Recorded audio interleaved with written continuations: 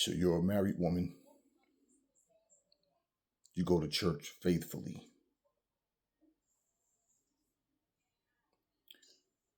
You do what you want to do. Your husband doesn't own you. You answer only to God. True story. You got married. You made a lot of promises. You talked a lot about what you bring to the table and how you want to make this man so happy. And then you pretty much, through time, you started doing different things that raised suspicion. And for every time you did anything that raised suspicion, when you were confronted about it, and not only confronted about it, but confronted to talk, to make sure everything is okay, to work things out, but you got defensive. Now, you are a married woman. You wrote your own wedding vows, and then you went through the traditional, wedding vows. That's already, you know, a part of every wedding ceremony. You said I do, and you basically signed a contract, physically and verbally.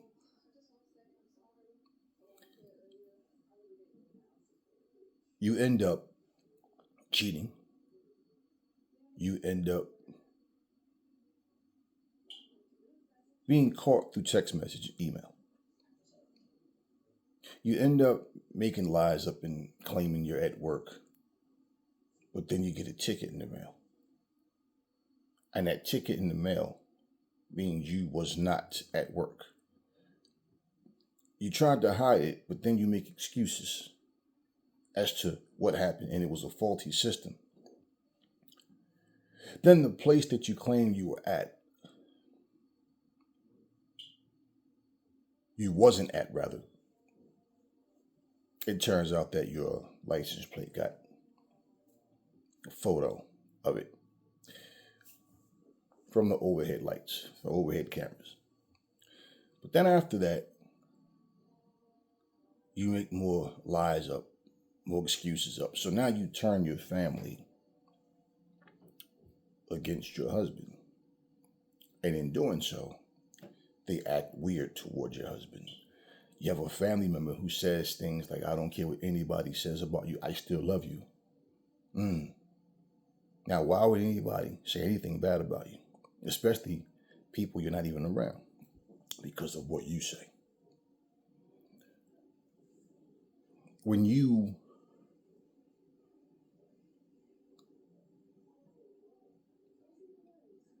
make a cause, okay, you put a cause in effect, there's going to be an effect. Okay, when you create a cause, there's an effect. Sometimes a person can never see you the same way after the lying, the cheating, and the things that you don't tell your family. Like example, what married woman just gets up and go where she wants, come home when she wants, don't say anything to anybody in the house about where you're going. Nobody never knows what time you're coming home, if at all. Oh, I gotta go here, I gotta go there. You travel from state to state. You travel out of the country. And all of the things that you say, especially about your job. It's funny how other employees at your job don't have to go. They got the same position as you, but you have to go. The things that people find out about you that you have no idea that they know about you will watch you lie. You go to church faithfully, giving upwards of $1,500 to $2,000, $2,500.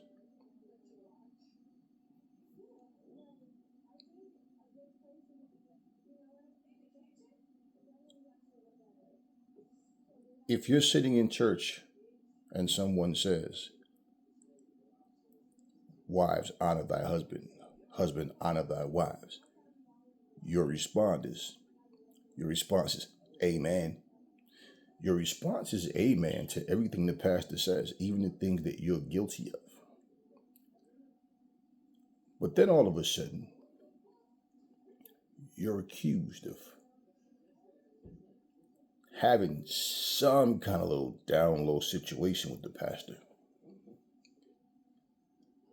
You get approached by the pastor's wife. You get told off, you get cursed out. You're told that you dress just like a whore. You act like a whore. And the things that I've heard about you and my husband, it's going to cease today. And if I find out that it is true, I'm coming back for you. You are at work at your profession that you speak so highly of often. You work in nursing. You got suspended from work. You lied and said you were on a vacation. Because basically, a patient's wife showed up to your office, went in your office with her husband, turned around, pulled down her pants and said, "You see all of this big black ass that I have? There's nothing in your little, between your little fishy fucking legs that my husband needs. He has everything he wants here. And if you are going to consult him, you do it the right way. I find out anything funny happening, I'm coming right back here. I'm going to sue you, and worse." You never tell your family that. In fact, you and so many other people, you go to church, and you guys should be wary of this. You're in church, you're standing there, amen, and praying and going through your little ritual, but you're on your knees crying and waving your hands and tears coming down. What did you do? What's going on in your life that I don't know about, right? This is what you should be thinking. I'm going to keep that between me and God. This is why people like that love that whole idea of you have to have your own personal relationship with God. And just like from the beginning to now, and until people stop believing in this nonsense, what's going to happen is people are always going to carve out their own meaning and understanding from what is supposed to be. It's as simple as looking at a sign and a fork in the road, and the fork in the road, there's a sign before the fork that says grocery store.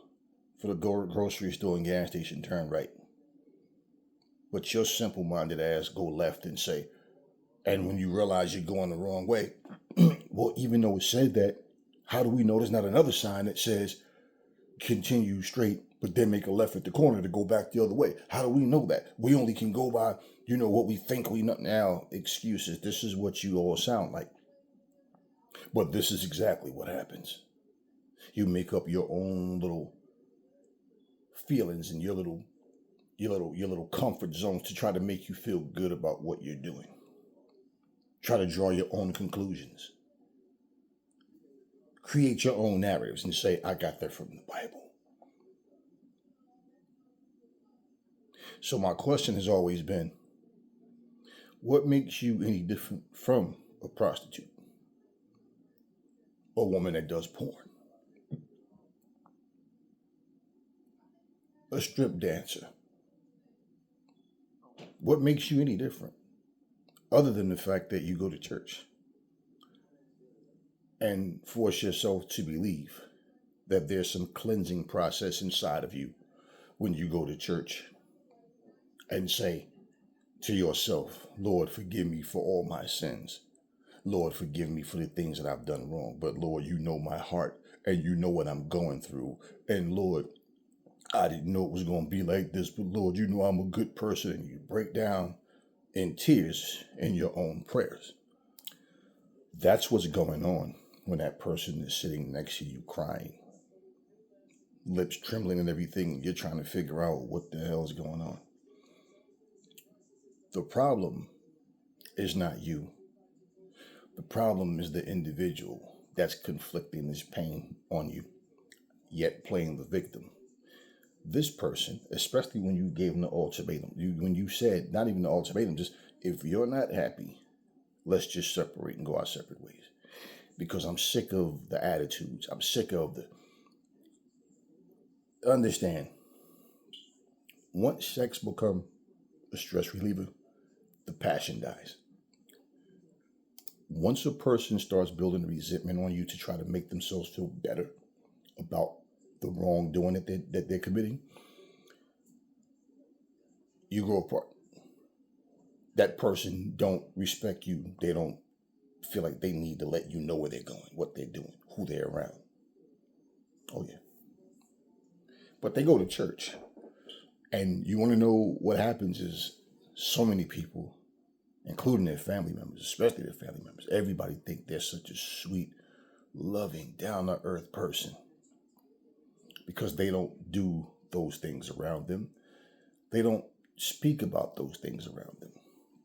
But there's always that one friend that you think you can trust, that you tell all these lies to, and one day something happens and they find out all about you and realize you've been a liar the entire time. These churches are full of women like this. And these women that are like this, they say things like, brothers and sisters, I'm here today to tell you I have a lover. The man I've been searching for all my life. I finally found him. And he loves me unconditionally. And his name is Jesus. Your husband can fail you. Your kids can fail you. Your parents can fail you. But Jesus will never leave your side. And the entire congregation is amen, amen, amen. Well, when you start using your delusion, your belief as a weapon, y'all love to say that no weapon formed against me shall prosper, but you start trying to use your book, your belief as a weapon.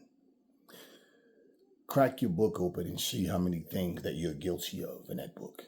Doesn't make a difference. You are who you are. You are what you are. We know about the Christians. We know about the early Christians, and we see what you are now. This is why the way you carry yourselves, and people seeing church, people see this God, this religious stuff, the way they think that it's supposed to be. They look at you and you have to tell them you go to church because you don't dress like you go to church. You don't carry yourself like a person that goes to church, right? I guess that depends. But this is what women are doing now. This is the conclusion that they've come to. We don't want no man telling us what to do. When you go to work, it's yes, ma'am, yes, sir. Women say we don't deserve flowers as men. But when you die, then they'll give you flowers. Just think about that. Now, these women that's supposed to be women of God, what does that even mean? I can sit down with 20 people right now that never been to church, don't believe in church, or used to go to church, woke up and realized what they were getting themselves into. And these people don't lie, cheat, steal. They will have your back through thick and thin. But the ones that claim to be women of God are the very ones that will do the worst things. And in fact, when you look at all of these ministers that's openly making racist comments and talking about how God led them to this and God put them in this position and God did this and that, well, you explain this to me. For anyone that makes a claim that God put them here, God told me to do this, God told me to do that, let me ask you a question. If God is telling them to do wrong, But because they think God's telling them to do this, or that's the excuse they use, that's the delusion. But if they think that that's the case, why would we expect God to end world hunger, to stop racism, lies, and hate and all that? Because basically, he's the one putting the battery in your back and causing you to do this, right? So now we find ourselves in a situation where people don't want to date a woman that goes to church. You say that, you go, oh, no. And people will say, yeah, that's nothing but the devil in that person. No, it's the devil in you. This is the experience that so many men are having right now. That they settle down with the woman that they thought was safe, they was going to get love, they would not get the same type of treatment that they've got with these non-religious women. Just to find out, just because you're religious, it means nothing. You're just like a person, and worse, that don't believe. The whole point of I'm a woman of God has nothing to do with how they treat you, if they even love you or not. They look at you as a provider.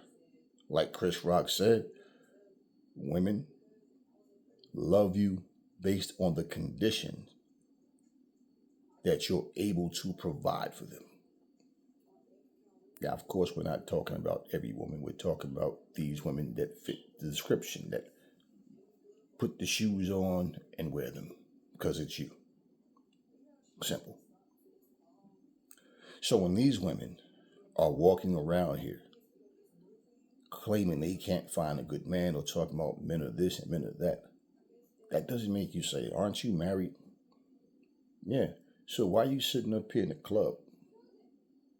Why are you sitting up here dancing with all these different men? Why are these different men flirting? Why are you drinking? I thought you would, right? And you know what they also don't know? That woman told her husband or her kids that she was stuck at work. Oh, the job, we're going on to this business trip. Oh, right, I see.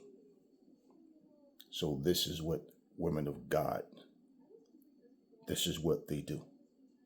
And every generation, things get worse. My mom is gone. Now, I seen my mom as a good person. My mom was a very loving, caring person. But I also had conversations with my mom about things that she was doing that wasn't right. And basically, even according to the Bible, not according to me, but according to the Bible, women are to be silent in church. And they are to wear a veil over their face. And if they are to learn anything, it is to be at home from their husbands. It's not my words, that's the Bible's words. And of course, you'll have some fool, but people are misconstruing. No, no one's misconstruing that. It says what it says. See, words don't mean anything. See, when things make you feel better about making a decision, when things make your God look better about making a decision that he's done, then the words mean exactly what they say. But when you're exposed to be a liar, a hypocrite, and there's no way that this happened, if that happened, then you're misconstruing it. We know this. You can't take just one word and try to sum up everything. You got to look at all the scriptures, right? And this is always coming from someone who doesn't even know what the scriptures say. But regardless, your God never tell you, keep your legs closed. No, you work that out with your husband. No, I don't respect the lying cheater. Fix it. My mom should have never been a pastor. Not according to me, according to the Bible. And as loving, as down to earth as my mom was about life in general and how she treated people, she still, just like any other Christian, was in denial about what that Bible says. And they always see God knows my heart. See, your intentions in Ike Mama doesn't matter what you say.